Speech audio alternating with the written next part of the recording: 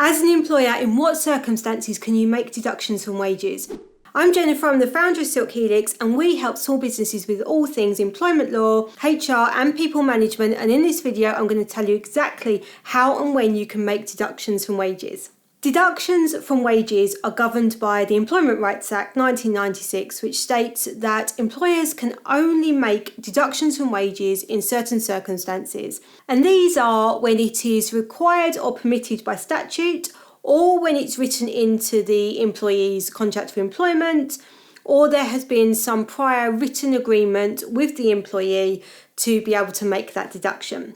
So deductions that are required or permitted by a statute are going to be things like your income tax, which we use on a regular basis, but may also be attachment of earnings orders, which are ordered by the court and can include things like child maintenance, payments of fines, for example. You've also got student loans in there.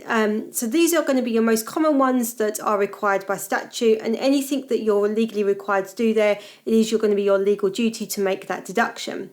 Deductions that are either agreed in the contract or by written agreement in advance needs to be done with the willing consent of the employee. So usually this is going to be done in the employment contract when they start working for you.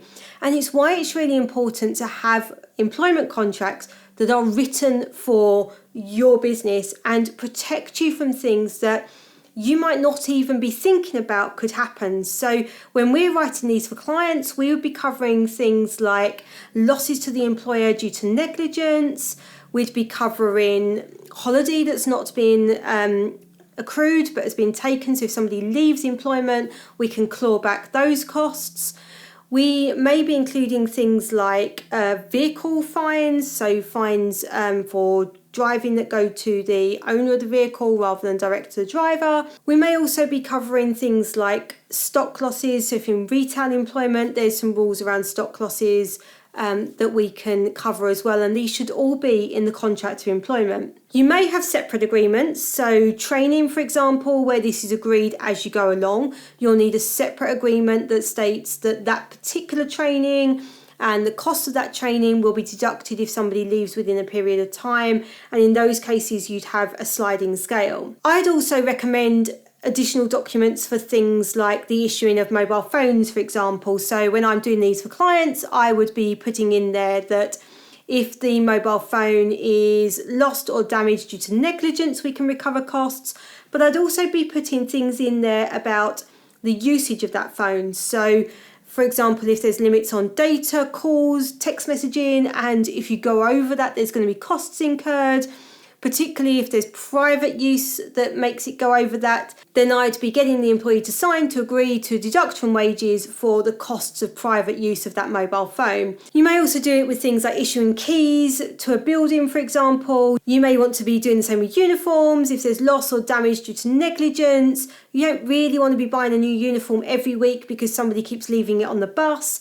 It's a bit different whether it's natural wear and tear. That's not going to be classed as a lawful deduction. But if somebody is through their negligence, they're losing it or damaging it, then you want to be able to deduct the costs of that from your employee. So if you've got your employment contracts covering as much of this as possible, and then some of the other things you may want to be issuing as a separate agreement. So as you issue a mobile phone, for example, you'd issue an agreement alongside that mobile phone that makes it clear that the mobile phone comes with these rules and these consequences. And don't forget that an unlawful deduction from wages would also cover not paying holiday pay appropriately. So what are the consequences on an employer of an unlawful deduction from wages?